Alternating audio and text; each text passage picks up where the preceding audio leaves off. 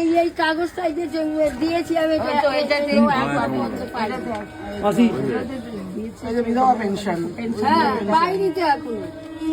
আপনি form fill up করেছেন তো দিদি? টাকা পাচ্ছেন না তো? এদিকে এই বিধবা পেনশনের নাকি ওরা টাকা দিচ্ছে বলে গোটা পশ্চিমবাংলায় দেওয়াল লিখন করেছে, ওরা নাকি বিধবা পেনশনের টাকা দিচ্ছে, ওদেরকে ভোট দিতে হবে।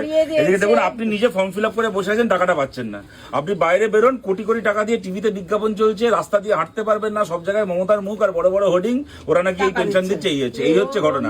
ওই দেখবেন আপনার নামের টাকা অন্য লোক খেয়ে যাচ্ছে। বলছি তো ওইগুলোই করে যাবে, ওইগুলো করে যাবে, আর বাড়িতে বাড়িতে এসে চেক করে কোনোদিন যাবে, ওইগুলোই করবে, কিন্তু বাড়িতে এসে চেক যা চেক করার কথা সেই খাচ্ছে। দুয়ারে সরকার হয়েছিল, এই সরকারি তো ফর্ম ফিল আপ করেছে, আর কোনো টাকা দেয়নি। গেছিলাম, বললো পার্টি অফিসে যাও, এটা হয়ে যাবে। তখন বললো কি যে কই আপনার নাম তো আসে, আমরা জিতলে আমাদের পার্টি অফিসে যেতে হবে ওরা না। দিয়েছে। আমরা জিতলে আমাদের পার্টি অফিসে যেতে হবে না। এটা সরকারের স্কিম, আপনি পার্টি অফিসে যাবেন কেন? কারো আপনি কারো পার্টি অফিসে যাবেন কেন?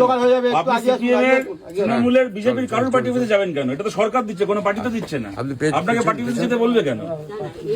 হ্যাঁ এই তো ফর্ম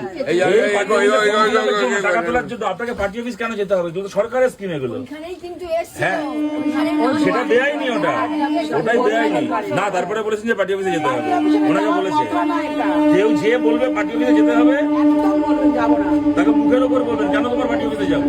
এটা কোনো পার্টি দিচ্ছে, এটা সরকার দিচ্ছে।